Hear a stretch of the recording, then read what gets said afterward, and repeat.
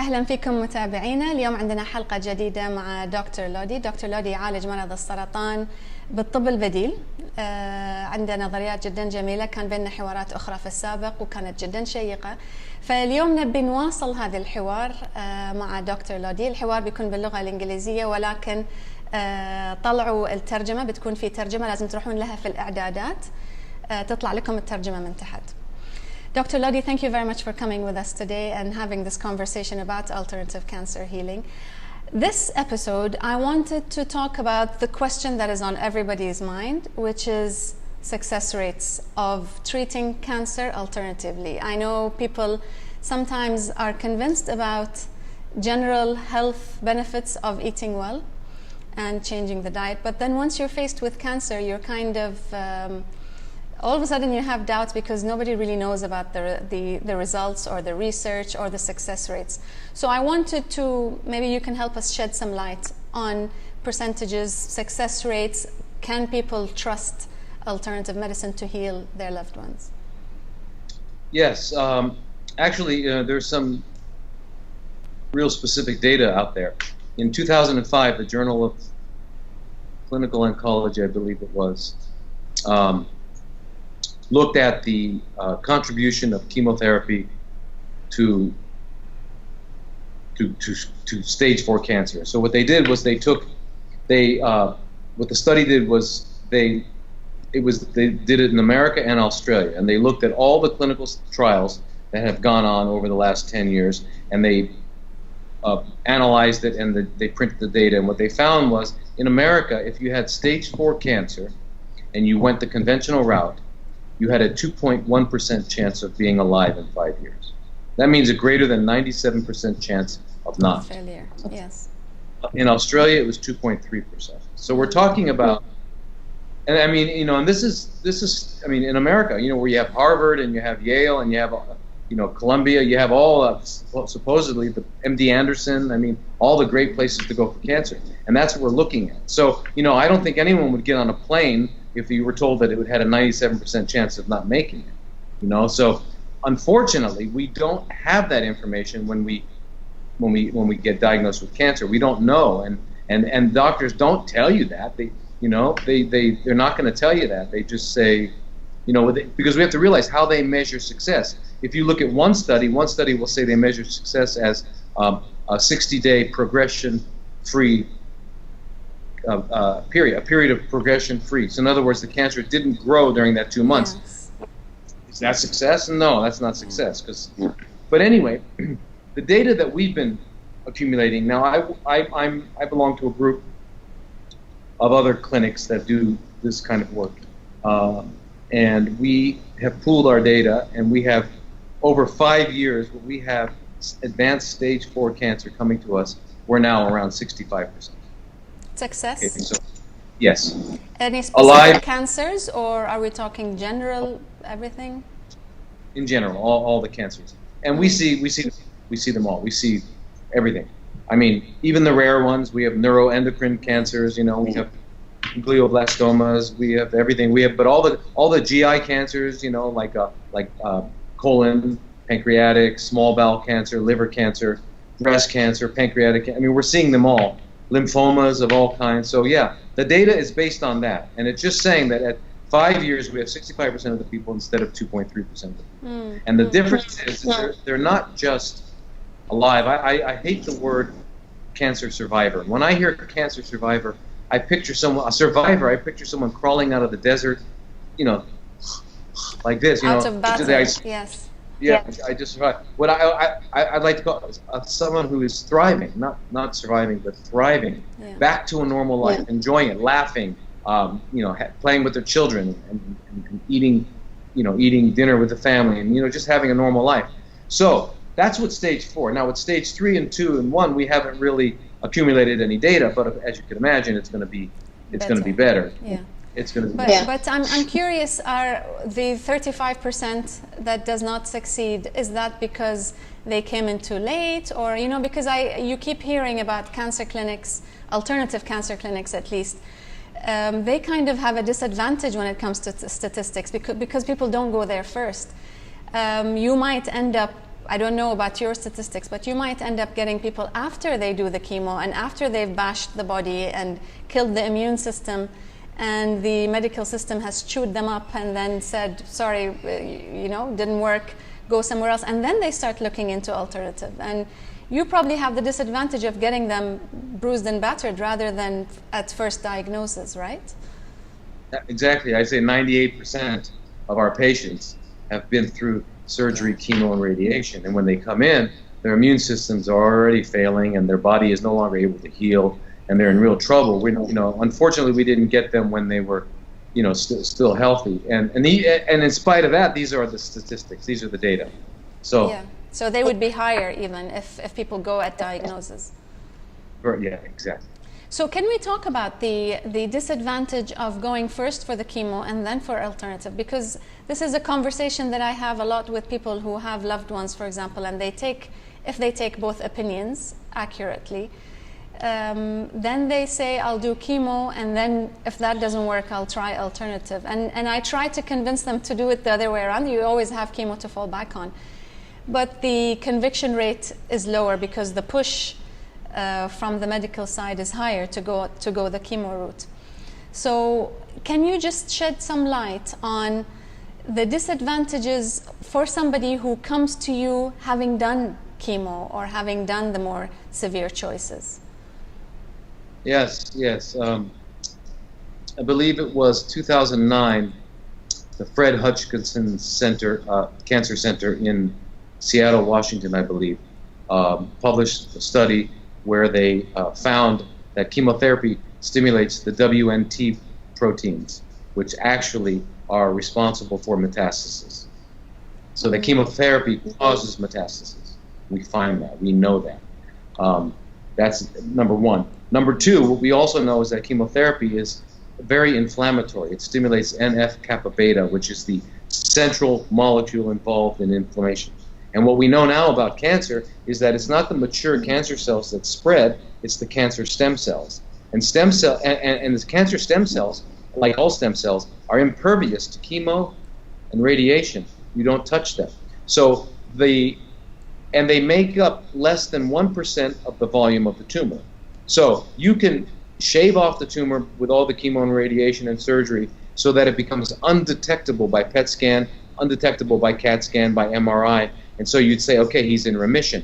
Well, no, you've knocked off the mature cancer cells. You haven't touched the problem. So you have there this egg, these seeds that as soon as you stop are going to grow. Now, the other disadvantage is that the chemo has already suppressed the bone marrow, suppressed the immune system. Yeah. So now those seeds will start spreading and not be challenged because there's no immune system to challenge it. So we see wider spread. That's why even when they do surgery, we know that surgery spreads cancer. We know that. We know that the anesthesia wipes out the liver, and the liver is a very important part of the whole immune process. So and cleansing the body. And so when you get surgery and then you're down for 3 to 4 to 5 weeks recovering from it, you've spread it, you've got all these seeds around, and now they're growing. And that's why the doctors, you know, if surgery worked, cancer would be easy. You just cut it out, we're done, right? No. Now we have to do chemo and radiation. And then what happens? 9 months later, 12 months later, it's in my brain, it's in my lungs, it's in my adrenal glands, it's in my liver. That's, in the vast majority of people, that's what happens. And then they chase it with another chemo. They shrink it down, but they don't get the seeds, and the seeds go back. And it's just, what happens is you can watch the person's life totally destroy their quality of life. So the last 2 years, it's miserable. You know, and at the end they finally say, I'd rather die. And it's, you know, so anyway, I forgot the question. What was? No, I mean, my question is similar to what you're saying, I guess, is because you're saying 65%. You're saying 65% success rate, and I'm assuming that there's peer-reviewed studies about this to prove that if somebody were to come to you to challenge that. Why aren't we seeing that? Why aren't those studies common knowledge? Why aren't they being spoken about? Why aren't the oncologists seeing them? Well, they're not published in the major journal. We've gone to the NIH, the National Institute of Health, and we've gone to their alternative medicine arm, and we've put in requests to have them study certain aspects of what we do, and they most of the time refuse. Fortunately, the NIH, the FDA, and the NCI, National Cancer Institute, sponsored several studies and published them between 2004 and 2009 about vitamin C in cancer. And so, because it was so impressive, there is now a clinical trial going on at the University of Kansas. So that is available for the people, for their doctors to see. But that's about it. Now, our data that we've accumulated, we just collected it on our own because we wanted to compare what we were doing. And so we've collected it. The main guy who's kind of organizing this whole process is an oncologist, and he does what we do. But he was a conventionally trained oncologist, and so we've collected the data in the same way that they do. And our books are open; they're available, but it's not published. We're trying to get it published. The thing is, those big journals won't accept our publications, so we're kind of locked out, you know. So that's. However, the data is available, and you can put in, if you go online and you put in vitamin C in cancer, you'll see probably around 40,000 peer-reviewed articles on the efficacy of vitamin C in cancer. It's incredible. So now, in fact, in America, some insurance companies are actually paying for vitamin C in cancer. So I think vitamin C is coming out of the alternative closet, you know, and it's slowly moving over into being accepted. But the other thing, but here's the thing I'd like everyone to understand. Cancer is extremely clever. You throw one thing at it, it will become resistant. You throw two things, it'll become resistant. Three things, you have to overwhelm it. So we do a multiple of metabolic therapies. And when we use chemo, it's low-dose chemo with insulin, and we do that. But at the same time, we're stimulating the immune system with certain things, and we're cleansing the body so that the body is no longer a good host to cancer. And also the body is capable of healing. So we have to do it all at once. You can't, you know, the conventional perspective is the military perspective. The doctor goes to war against the tumor, and unfortunately, the battle is being fought on the patient's body, and that's where we see the collateral damage. Yeah. So it's a different paradigm, a different perspective. Yeah. Have you had any specific cancers that vitamin C has been successful with, or is it general for everything, kind of? Yeah, no, for everything. I mean, it's a staple in our practice, no matter what, you know. But it's also the long-term follow-up. So when a person leaves, if they come for, let's say, 8 to 12 weeks or whatever it is, and then they leave, we find practitioners in their neighborhood who can, or we get a nurse who's a friend of theirs, and we tell them how to do it, whatever. So they can get a couple of IVs a week, and they do this for about a year, and then they can taper off as they go down. But they need this because what vitamin C does, it's very simple. It produces, it's an antioxidant, and when it gets in high enough levels, it winds up being an oxidant. So it's producing hydrogen peroxide. Cancer cells simply don't have the enzyme to neutralize that. Healthy cells do. Healthy cells are used to it. In fact, they turn the hydrogen peroxide into water and oxygen, which is good for them. So it's the perfect chemo. It's good for the good guys and bad for the bad guys. So if you continue to do this after the therapy, it just maintains it. And if you don't want to get cancer, do it. So it's preventative, it's therapeutic, and it's it's fantastic. Yeah. And is it possible for somebody to come to you asking for the research? Let's say somebody is with a loved one, they want to make sure that this therapy works, or maybe they are doctors and they want to know where the peer-reviewed studies are. What would you be able to show them? Like, how would you be able to show the 65% success rate? Well, that is available through our organization, IOICP. Okay. So that's where they would go. Is there a link that you can give us for that? I think IOICP.com. Okay, I'll link it in the description. International Organization of Integrative Cancer Physicians, IOICP, and for that data. But if someone were to contact me, and I can even send them to you so that you can be the conduit. I'll send you all of the what I think are the pertinent and relative vitamin C studies, the IPT studies. Yes. I can send them all so that if someone says, "Look, I want to know if this is going to work. It's my mother who has cancer. I don't want to fool around." And they can look at all these studies and they'll see. So it is all evidence-based. It is all scientific. That's the beauty of it. Yes. In fact, when I talk to oncologists, what they say to me is, "Why don't we know this stuff?" Yeah.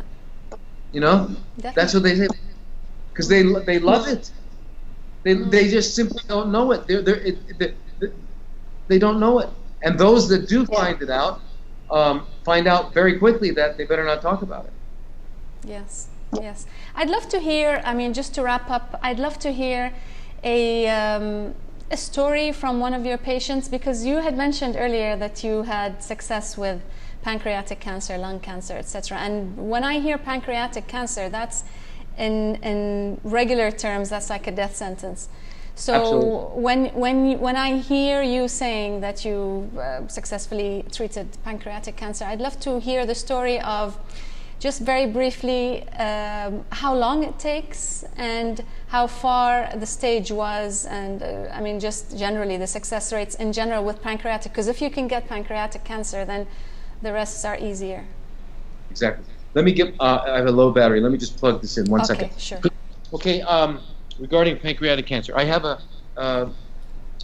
patient right now. There's a patient right now. Actually, he came to our center in Phuket, and he was escorting another cancer patient and translating for him, etc. While he was there, over the couple weeks, he started to turn yellow.